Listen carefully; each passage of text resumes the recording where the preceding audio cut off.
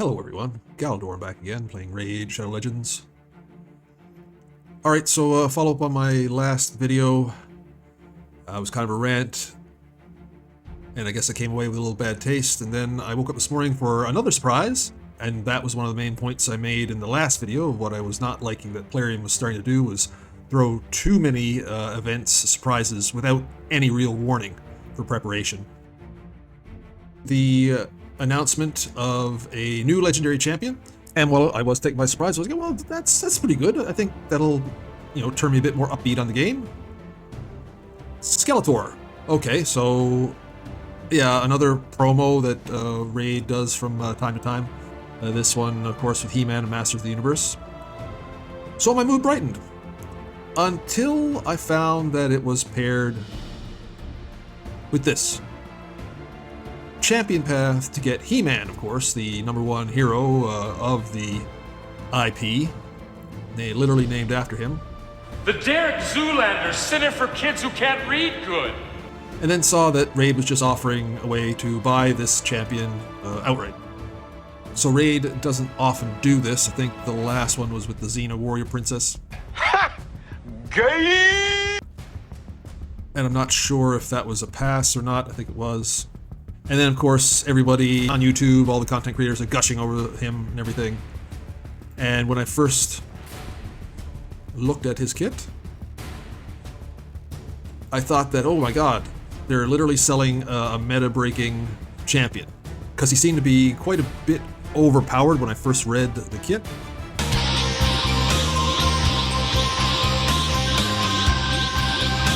And it's mainly about, pairing him with big-time buffers. He gets a strengthen on himself all the time through his passive, attack and HP, increase for the buffs, and immune to petrification debuffs.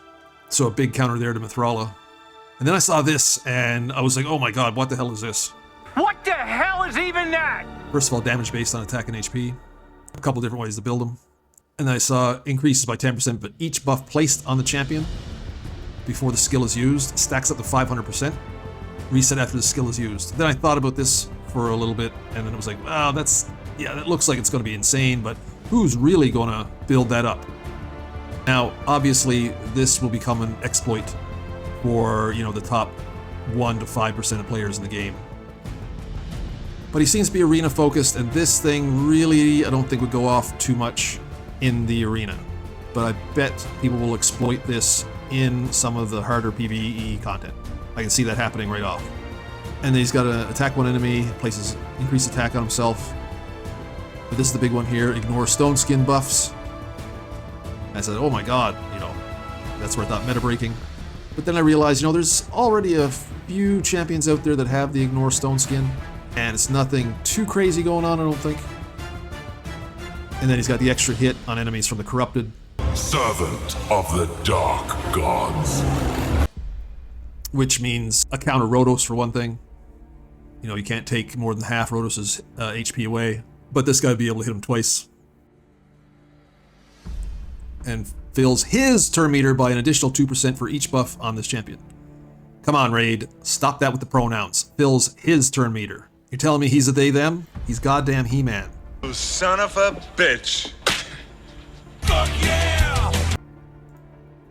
So of course everyone's gushing over him, how awesome he is and everything. But here's the thing, even for the majority of players who are going to buy him, and there's probably going to be a lot of players who buy him, it's not just going to be whales and krakens, there's going to be a lot of low to mid spenders going, whoa, this is a fairly, reasonable price. Because it is a fairly reasonable price as things are priced in Raid to get a legendary champion like that. Here's the thing though, he's another damage dealer. Damage dealers in this game are the ones that are probably the most expensive to build. They're the ones that need all the extra stuff, the booking and the gear intensive and all that to get, the maximum damage out of them, as opposed to a lot of other champs who can be just awesome with their kit alone. So what that means is that, yeah, he's going to be game-changing, and a lot of people are going to use him and exploit him, but those people are going to be, again, in the top 1 to 5%. Most of the people who spend money thinking they're going to get this awesome champ, going to change everything, it's not going to happen for you. That's not gonna happen. Then in looking at Skeletor, honestly, I think he's supposed to be a counter to He Man, just like, the show. So I guess that makes sense in that context. But this guy is underwhelming, man. So he increases his accuracy, he's all about stealing the buffs, decreasing turn meter, so he's all about accuracy and, manipulating the enemy. Doing precisely what we've done 18 times before is exactly the last thing they'll expect us to do this time. So people are going to be buffing He Man, he's going to be stealing it, and then he decreases the resistance whenever he's hit. And increases 75% against champions from the Felarian League, which of course that's where He Man is. He-Man put his heel right in my balls, did a pirouette. Then he's got this increased accuracy on all allies for 2 turns, and steal any block debuffs, and 1 other random buff from an enemy. So partial stripper, then decreases all enemies' turn meters by 15%. When an enemy is from the Felarian League, decreases the enemy's turn meter by 30%. Again, directed at He Man. Have you defeated He-Man once yet? Well, just once? Yeah, I mean, what does defeated even really mean, you know? And then he places a petrification debuff. So I think that's fairly unique. I'm trying to think of another champion that will place the petrification other than, of course, Mithrala. But Mithrala does it not by a direct attack. It's by her passive. As someone attacks under a hex, gets the petrification. Bitch. But this guy is like a direct petrification. So if it's a boss, of course, it can be petrified, places decreased attack and decreased speed. And then whenever the petrification comes off, he has a chance to place the decreased speed. Books up to 85%, so not 100. If it was 100, it'd be a little bit more spectacular. And he's HP based. Then attacks one enemy 2 times. Each hit a 75% chance of increasing duration of a random debuff on a target by 1 turn. That's a whole lot of mana on the A1. So for a legendary, not something I'd really be going, oh my god, yeah, awesome. You know, it's not like getting a UDK, getting the Wukong. No, this guy kind of goes by the wayside. Meant to be a counter to He Man, but I don't think he'd be much of one, actually. So yeah, a couple more champs that most people are going to be getting. 1 for free, 1 for fairly cheap. So people think that they're getting a deal, and then they'll be sinking a whole lot of resources into them, probably for not a lot of benefit, honestly. For the great majority of us, we don't, play at that level. So it's the great trap of raid. They give you these champs, and you think they're going to be awesome, but you have to put a lot more into it. They can kind of be traps to sink money into, really, because that's what they want you to do. And you'll be surprised how many of these great champs, will sit around, and you won't use them all that much. Not saying that people won't use He Man, but he's not going to be, the guy that gets you into the gold tiers of tag team, kicking ass all over live arena, and moving into plat in classic arena. That'll still be reserved for the guys who are also going to buy them and deck them out, with all the bells and whistles. So I guess I'm being a bit more of a rainer on a parade, even though I said I wouldn't. But sorry, that's my opinion on this. Alright, having said that, let's take a look now what's coming up. Because honestly, I'll check out Player and Play before I check out the news in-game. Even though Plarium is more and more springing stuff into Player and Play. It used to be a bit better that you could see things a few days out. Here lately, they seem to be just parachuting stuff in. Because these Awakening Boost, Progressive Chance, and Extra Legendary event just showed up today as well. And when I say today, I mean the 25th. Right now I'm recording early in the morning on the 26th, just past midnight. So again, another thing that popped in with 1 day's warning. Stop doing that! And of course, if you're doing the fusion, you'll see that the Progressive Chance event with the Extra Legendary, which is Ancients, is ending before the Champion Chase. So if you're not doing the fusion, good time to pull here with an Extra Legendary event. Progressive Chance, no, it's not a spectacular thing. Even if the champs are fairly decent, but the Extra Legendary is worth it. But if you're doing the fusion, of course, you're kind of screwed over here. Now, we also had the Awakening Boost, and this is probably the best one that's ever come out. It's the best one. Works, doesn't You're it? telling me. In terms of the rates. So taking a look back at what I'm thinking about doing, honestly, I don't have enough to be pulling. I'm going to have to save some souls and ignore this event, since I want to make sure that when I do pull them, they have the most bang for my buck. I have to build the pile a bit more for anything that might be coming up in the future where, you know, not only am I pulling for souls, but I'm pulling for resources or fusions or whatever is going on. Okay, now that the Xtra Legendary event has started for the Ancient Shards, I've decided to brighten my mood towards Raid by pulling some shards. Now, I'm unsure of where I am in Mercy, but I think I should be fairly close. It's been a while since I got a Legendary from my Ancients. I don't do a great job of tracking it. This dude sucks. But it is what it is. And I've also decided to refocus and do what I normally do as casual free-to-play for events that I'm not participating in, which is the stock fusion, for reasons I've given. So what I'll do is I'll take a look at what's going on and see what resources I want to get and pursue those. So for the Dungeon Divers event, I think, yeah, I'm going to go after the Mortal Soul Coins and the Primal Quartz. Although that is quite a lot of points to put down. It's more points than the actual fragments. But it's a goal I'm setting. If I hit the Ancient Shard, then I'll be happy with that. And as I said, Soulstone Rush, not going to participate. I don't care about the Awakening boost, it's still a gamble. Most likely we'll get things that I can't use. Tournaments. Oh god, it's gone small again. Hey.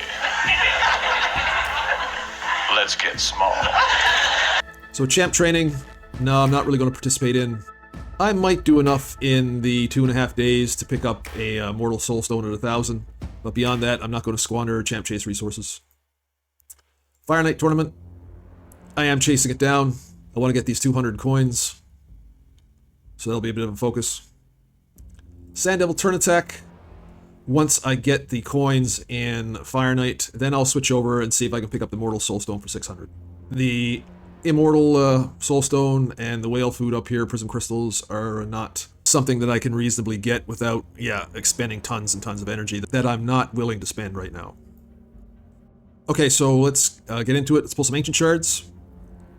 See if we can get something good. Now, I have 113 shards. I'm going to pull it down to 50, so I'm going to pull 63 shards, no more, because that is the level I'm comfortable at to build them back to at least 100 before the Christmas fusion. And of course, not touching anything else here. Shards will be awesomely well set up for the Christmas fusion. 39 voids and counting, so I'll have a ton of voids. And unlike last time, I'm not going to pull any voids prior to that fusion. Are you sure about that? Primal Shards, we'll see if they'll come out with 2 times mythical. I'll pull them, but that's the only way I'm pulling these, is if it's 2 times mythical.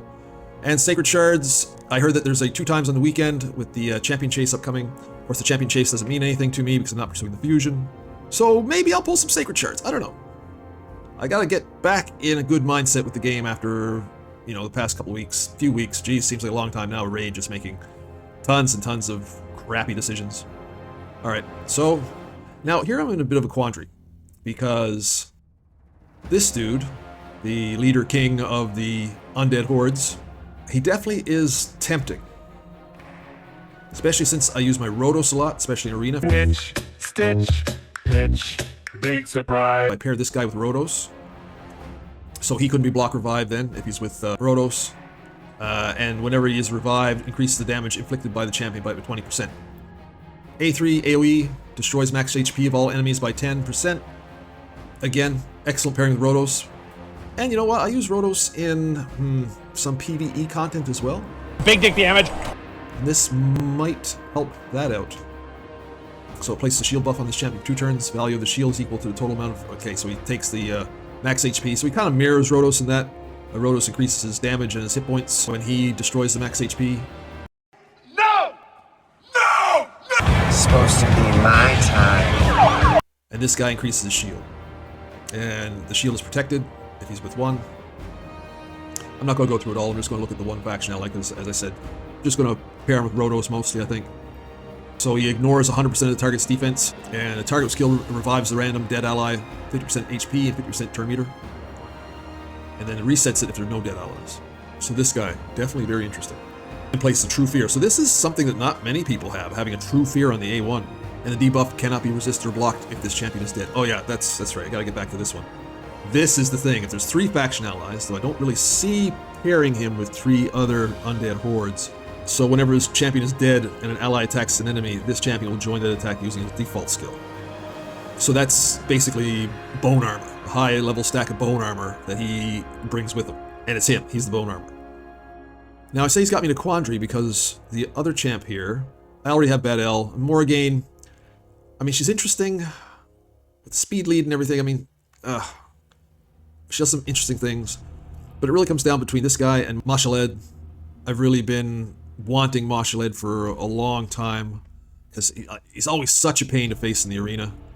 But I don't know if I'm letting my past experience cloud over my present day needs. I think I'm going to go for him. And put in Vogoth, have all these champs.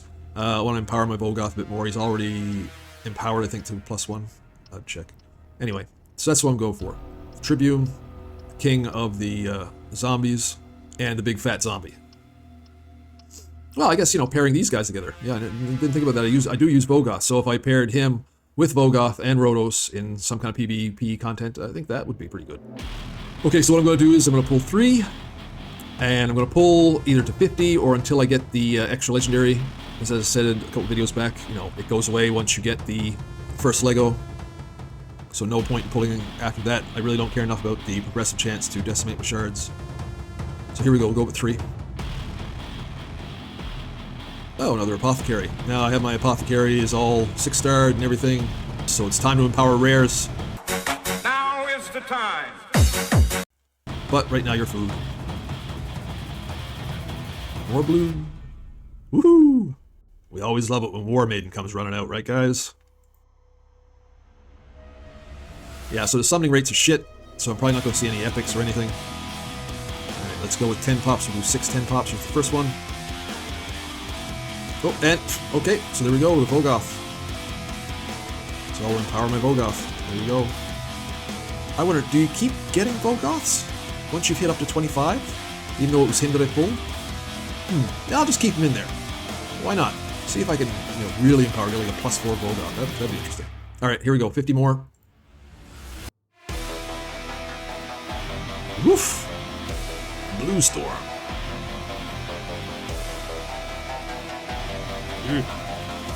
Oof, lots of blue chickens there.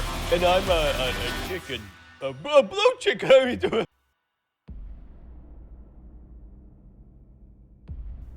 Yeah, whatever. Not excited about those. Get the fuck out of here! Woo! Alright, where am I? Where am I? Who took my false teeth? Oh, 10 more. Oh, I'll have to go make some room. Alright, we're back. Made just enough room. And we'll do another 10 pop. Come on. Oh, another blue fest. Infernal Baroness. Oof. No, I'm gonna make some more room. I'm gonna pull another 10. Ladies and gentlemen, we got him. I can make it back up to 100 ancient shards. And if not, I'll just buy some from the shop. Alright, we're back. I think I'm gonna pull these one at a time, just for the sake of the video. Maybe more dramatic that way.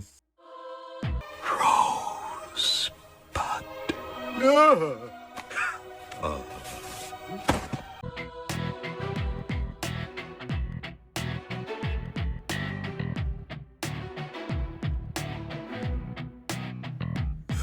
Oh, come on, at least give me another epic. Holy fuck, this guy again.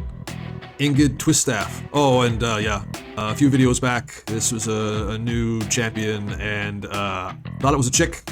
Sorry about that. But he does look like a chick in his portrait. Alright, 5 more. Well, at least when there's the next 2 X-Ancients, I will be very close to Mercy. Pulling over 70 here today. Can I get one on the last? Nope. Oh, wow. Just awful. Wow, this pull and the last one I did from my son's account, just horrendous. Speaking of my son's account, he should be close to Mercy. Hey, let's pull some there. Alright, I'll be back. Okay, so here we're back on my son's account. Now, I've got 66 spots, so that's what I'm going to pull. I'm going to pull 66. And the epics here actually are something to consider. Gogorob is used mostly. He's pretty much used in everything, so an empowerment to him would be good.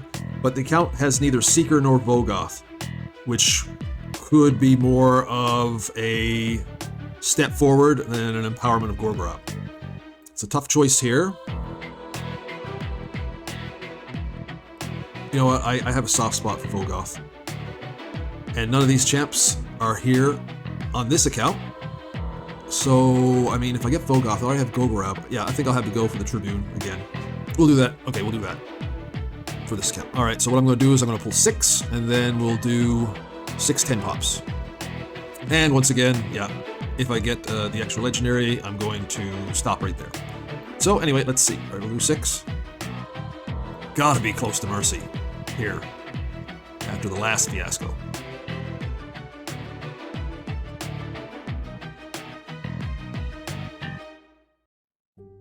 At least give this account a decent epic.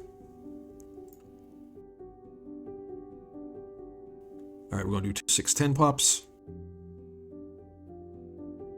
Let's see here. Ugh, man.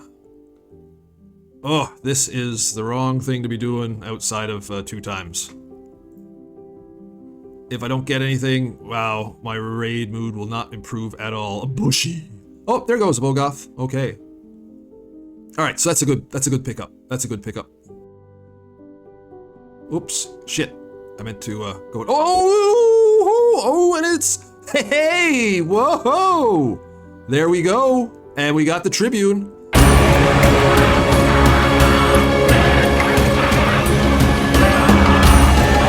I knew you would find your way here eventually.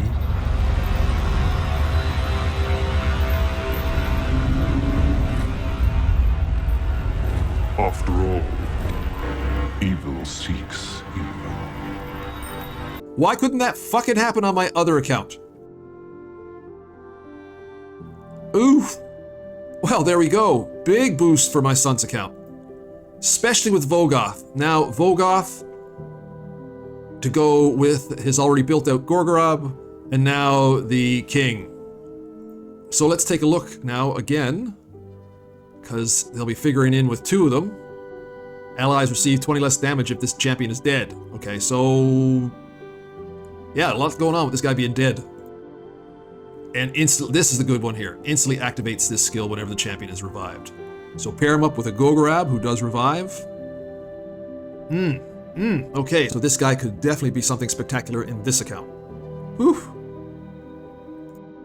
And we got Noble.